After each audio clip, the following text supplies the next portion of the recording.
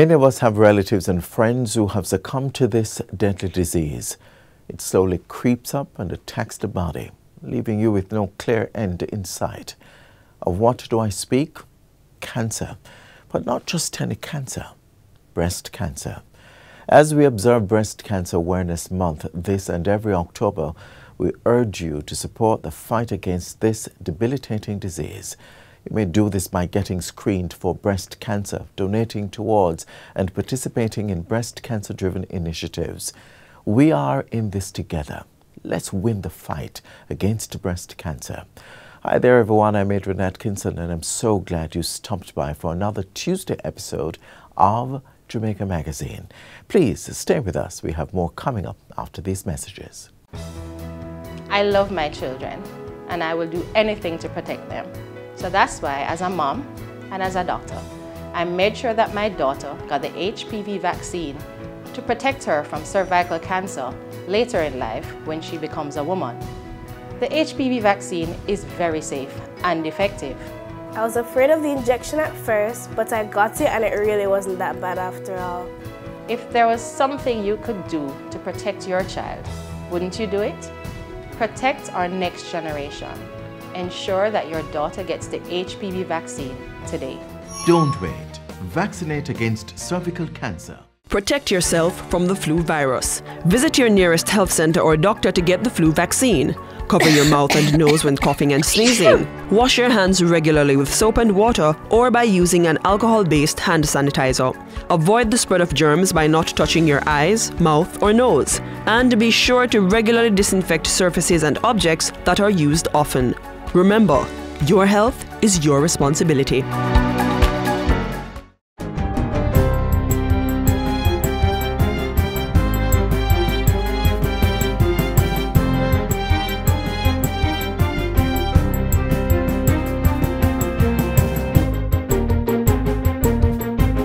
Good day, I'm Theodore Henry and this is your JIS News for Tuesday, October 3, 2023. The government is one step closer to putting an end to placing children who are deemed uncontrollable in correctional institutions. This as the Senate on Friday passed the Child Care and Protection Amendment Act without amendments. The new legislation will enable the country to comply with obligations under international treaties on child justice and child rights.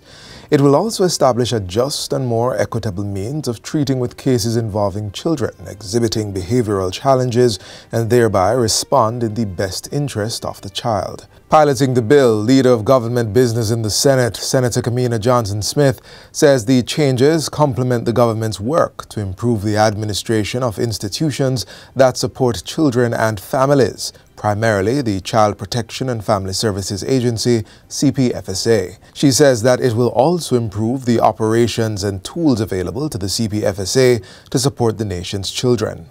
The amendments include provisions for the court to issue an interim order. They allow for a non-residential therapeutic order, for a residential therapeutic order. And just to be clear, the residential therapeutic order means that the child should be placed in a designated treatment center for treatment, and the non-residential, yes, means that the child can attend a therapeutic treatment center daily or as required to access treatment. And this will put in place a holistic system for treatment of children with behavioral challenges. Senator Johnson-Smith says data from the last financial year show that the National Children's Registry received 6,395 behavioral incident reports. These were in relation to children between the ages of 14 and 17. To say what happens now with those reports, they're routed to an investigations unit, and then they're further referred to the CFSU, which is the Children and Family Support Unit of the CPFSA.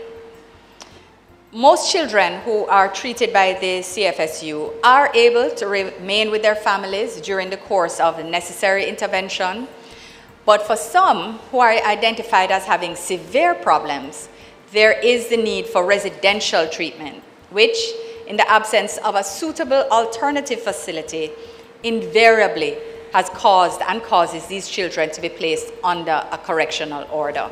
The government is moving to streamline its communication, which will see ministries, departments and agencies, MDAs, working more closely together. This is to ensure effective dissemination of official information and promote meaningful engagement with the public. Information Minister Robert Morgan says the strategy has two components. The first is to establish a Communications and Public Affairs Unit in the Office of the Prime Minister, OPM. This will be the central point in the coordination of communications for the government. The second is the re-establishment of the Group of Government Communicators to be chaired by the Director of Communications in the OPM. Minister Morgan says the move will ensure that the government speaks with one voice, making information more readily and widely available to citizens while preventing any misinformation from unreliable sources. I think that with the advent of misinformation and disinformation, people are yearning for clear, verifiable, direct conversations. And people are yearning for a humble approach to how we speak to them. Minister Morgan was speaking at a public relations and communications retreat for government officers on Thursday. He charged the communicators to ensure that there is clearer and more effective communication of government policies and programs. Every single leader of agency and permanent secretary needs to engage a process to look at where the gaps are in your communication and how is it that you can create systems, mechanisms, and processes to improve your communication and your ability to reach people. Minister Morgan also called for greater use of social media to provide timely and accurate information to the public. In other news, work will soon begin on 2 parochial roads in Hanover. Local Government and Community Development Minister Desmond McKenzie made the disclosure during a recent tour of the parish. He said the Hanover Municipal Corporation is to provide the estimates for works to begin. Minister McKenzie says repairs are to be done on the roadway leading to the Lucy Cemetery and a community road at Prosper in the parish. I am prepared once the estimate has come in, and we are satisfied that we will commence the process. So I'm not going to say next week or the following week or next month, but it is going to take some time, and I am confident in the technical team here in Hanover that will be working closely with the technical team in the ministry to have the necessary estimates prepared and forwarded to the ministry. And finally, several Jamaicans have been awarded the Governor General Medal of Honor for outstanding service to the country and specifically to the Office of the Governor General. The Jamaica Information Services Senior Technical Coordinator, Seaton Richards, was among the gold medal awardees at Thursday's ceremony at King's House. In addition to gold, silver and bronze medals were presented to Privy Councillors, representatives of King's House through varied programs and advisory boards, foundations and trusts, close protection officers and other security officers, members of King's House staff, private and public sector representatives, among others, were given the prestigious honor. Governor General Sir Patrick Allen says the event is a celebration of the recipient's remarkable dedication and unwavering commitment to the office of Governor General and the nation. Your dedication to our social outreach programs has enabled us to touch countless lives meaningfully, thus reaffirming the organization's role in our community.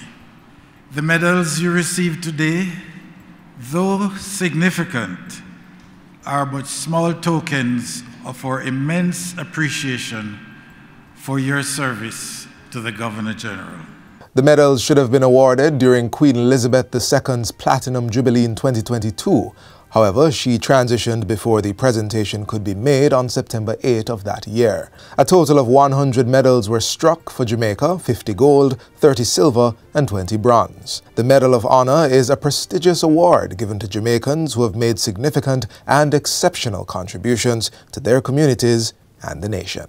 And that's it for JIS News Today. I'm Theodore Henry. Thanks for watching.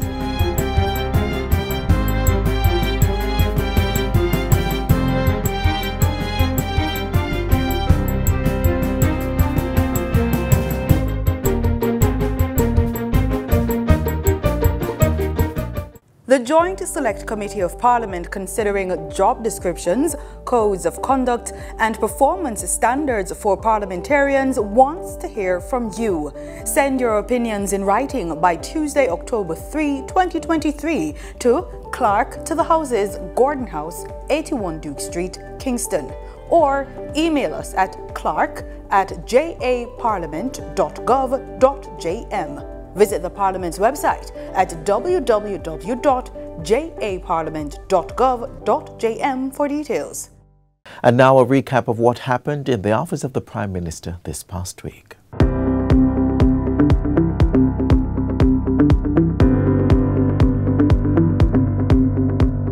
Coming up, Prime Minister Andrew Holness announces increased NHD benefits. What we have done is to raise the qualifying band so that more persons can qualify. Plus delivered 77 NHD housing solutions and met with development stakeholders. You're watching Jamaica House Weekly. I'm Marjorie Gordon.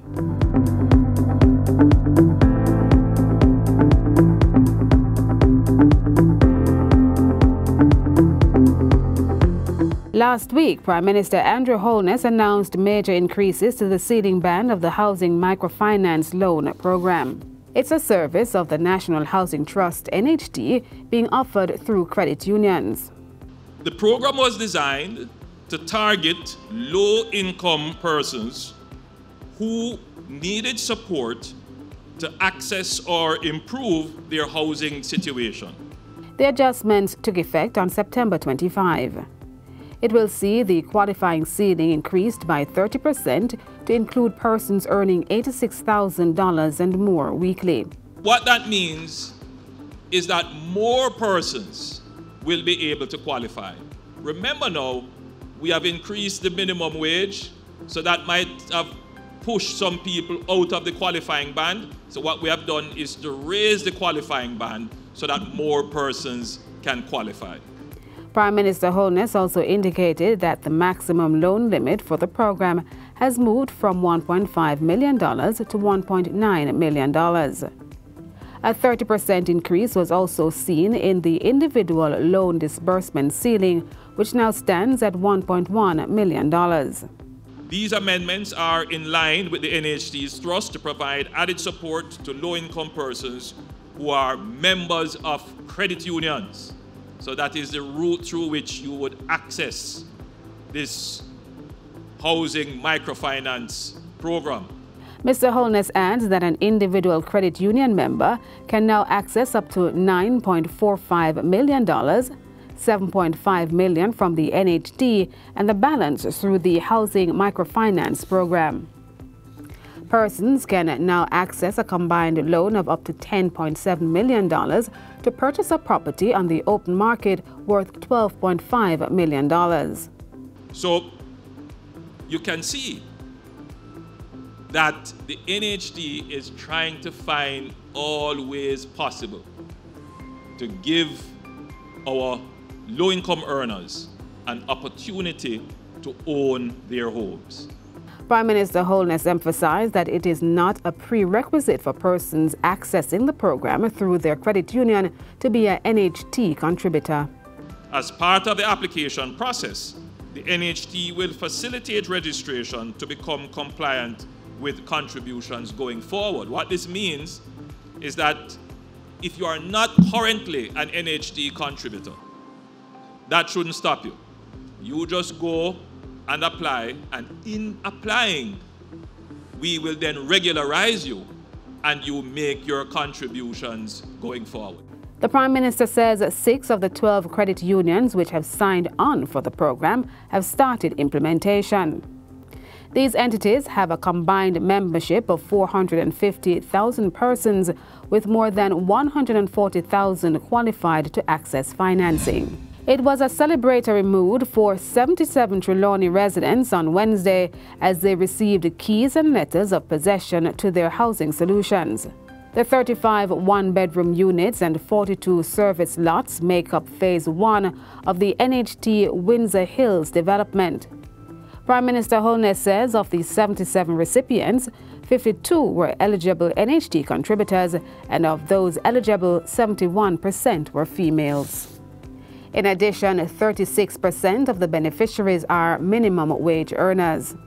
I'm always interested in seeing these facts because it speaks to the government's instrumental action in ensuring that we are looking out for our women and we are looking out for persons who are low to middle income.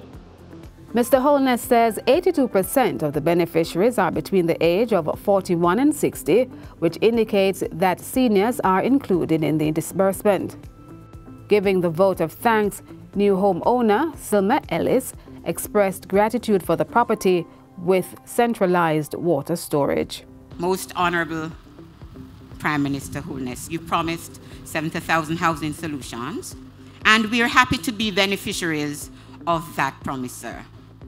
Thank you for not only joining us to celebrate the milestone today, but also for your commitment and that of your government to providing quality shelter for Jamaicans. Mr. Holness also encouraged the planting of trees with a symbolic gesture as the country moves closer to the target of planting 3 million trees in 3 years. Back in Kingston, Prime Minister Andrew Holness received an update on the Port Antonio Master Plan.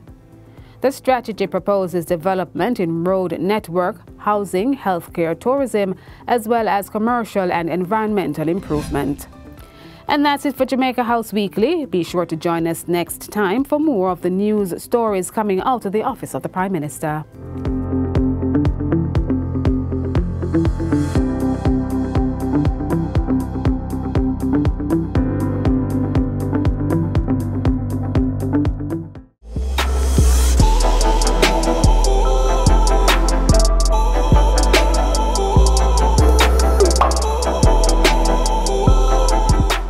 While many young adults are focused on achieving their life's goals, Kadia and Kamala were anxious, wondering what their doctor's next call would say about their breast health.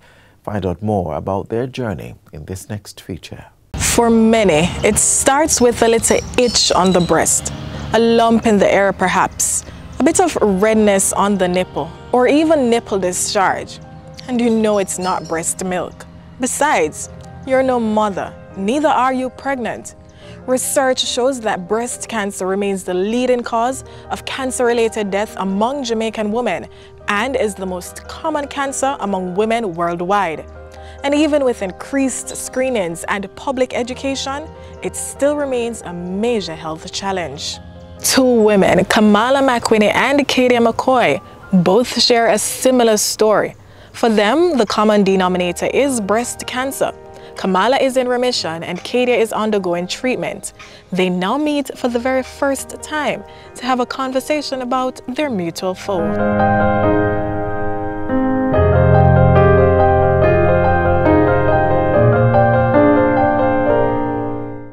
So Kadia, tell me when and how you found out that you have breast cancer. Oh boy, well, it was in April. I remember I was in the shower and I felt a lump, but it was huge, so I wasn't thinking it was anything because I'm always doing my self-examination. And when I felt the lump, I said, maybe it's just premenstrual syndrome. So I remember after a shower, I went to my husband and I said, you know, feel this, you know, it's a lump and it's huge. And he said to me, maybe it's, you know, premenstrual syndrome. So when my menstruation came, I realized the lump went away, and then in May, it came back, and it came back sooner than the time I felt it in April. So I said, no, you know, I need to go to the doctor and check this out. So it was the week after my 31st birthday.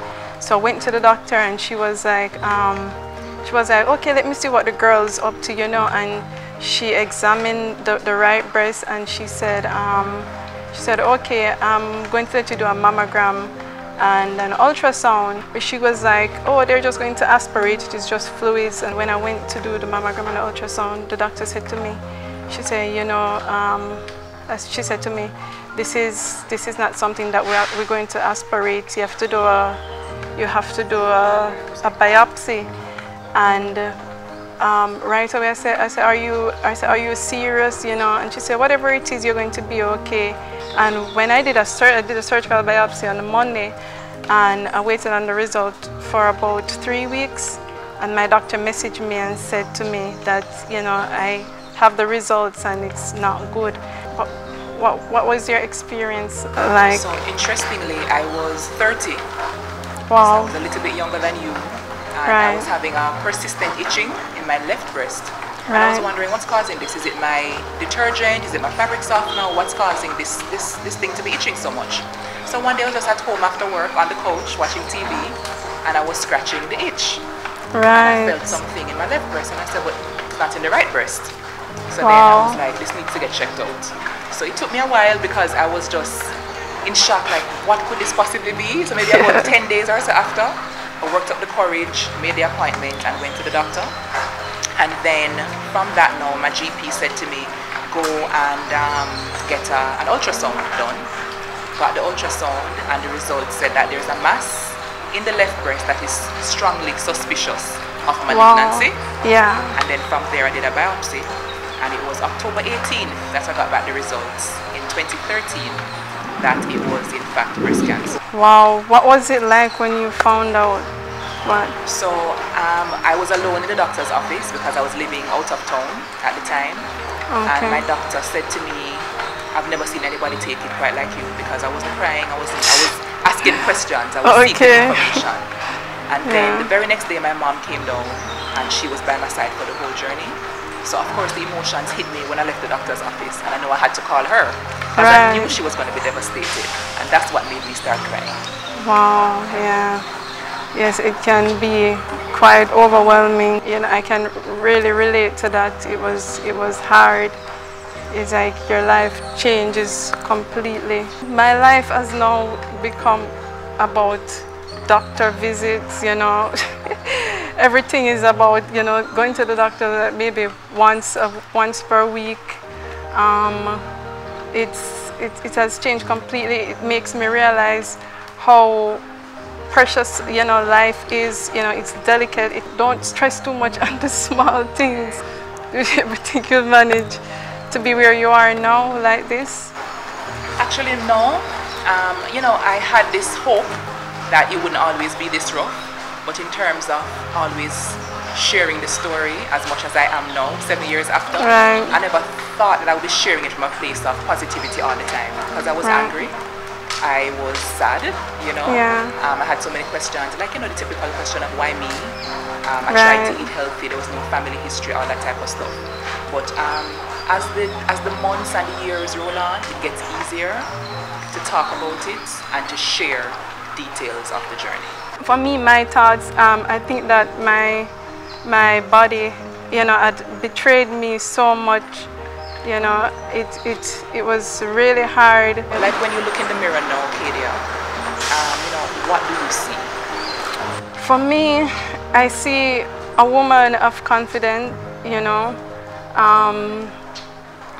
I try to be strong. I look at myself and I see the scars, I see the bald head from chemotherapy, and it made me realize that I'm fighting a battle and I have the willpower to live, you know, especially for my daughter and my husband. Are you always, you know, were you always this positive?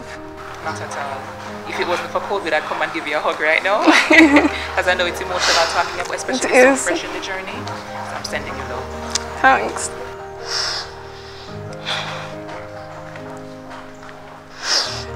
I'm not always positive, but I try to be as, you know, like out of 10, I break down like maybe 1 out of 10, but 9 out of 10, I try to stay as positive as possible. And especially that I have a good prognosis, it keeps me going because all my scans came back clear. So it's just really doing chemotherapy, radiation, and then maintenance for probably about 10 years. But I try to stay as positive as possible. Just to respond to that, Kadia, even when I was going through especially because I'm a mental health professional. As a psychologist, I knew that it's not practical nor reasonable to ask anybody to always be upbeat, to always feel like, yeah, I want to testify today. So I went sometimes for 7 days without wanting to talk to anybody. Like there was real depression as a part of the chemotherapy side effects. And as a part of what was happening, it's a huge personal crisis to be going through. So I just want to encourage you, you know, feel all the feelings. If you feel like crying, it's normal, it's human, it's healthy. That's what I'm doing. So, I mean, chemotherapy is hard. I did major surgeries. I did a oophorectomy, hysterectomy, a nipple-sparing mastectomy, and reconstructive surgery. I did all that in one surgery. So it was, you know, I would take the surgeries any day than the chemotherapy. In terms of coping though, crying to me is a very natural part of it. Feeling all your feelings, no matter what they are on a given day are part of it. But how else have you kept going? Well, my daughter keeps me going. What I try to do is, in between the times that I'm feeling better, I try to go out and do something with the family. I have a mountain of support, and you know, each bring different gifts of encouragement and support. But what was your support like? So for me, my support system was largely about my mom. She's like my backbone, right? So my mom, and then my aunt, my cousin, and some friends who are like family. Oh, nice. I'm really, really grateful that I had that kind of love. So oh, that's nice. It's October, Kadia, and there's so many women who are going through the journey right now. What words of encouragement would you share with them? Well, I would say to them, listen, there is no I can't to do it, because you have to do it. You have to practice, you know, gratitude. You have to try and be strong and be thankful for each day, because it gets better. You just take it a day at a time and just enjoy each day as it comes. Yeah. Sending you all the love in the world. Yes. And I love that part that you mentioned, Kadia, because it does get better. Yes. Little by little. And no matter what the prognosis is, what I found to be essential was just keeping gratitude at the center of it all. Yes, you have to. Even for the small things, the smallest of things, I just had this profound sense of it could be worse. Yes. And just holding on to that every hour, every day got me through day by day, week by week, month by month. Yeah. Until October 18th, God's willing, I'll be 7 years. Wow, that's excellent. That's excellent. So what I remember I was feeling down yesterday, and I was reading something on Facebook, and this lady, she's a 40-year survivor, and I'm like, oh my God, because you know that in the back of our heads we have the what ifs, you know, what if it comes back. But I mean, seeing that 40-year survivor, I'm like, oh yes, I'm going to see my grandkids. I'm going to see my daughter graduate. So I'm just holding on to hope, faith, support, and love right now. That's what keeps me going. Yeah. And I'm expressing gratitude for you. Yes. I'm glad I got to meet you. And the same for you as well. Much love. Thank you. The Registrar General's Department records show that from 2010 up until 2014, there are 1,634 death certificates in Jamaica that named breast cancer as the main cause of death. But the truth is, this does not have to be a death sentence. If this is something that you're experiencing, I hope that both Kamala and Kadia's stories will help you along your journey. And if you know someone that's in the fight with breast cancer, wherever you can, reach out and assist.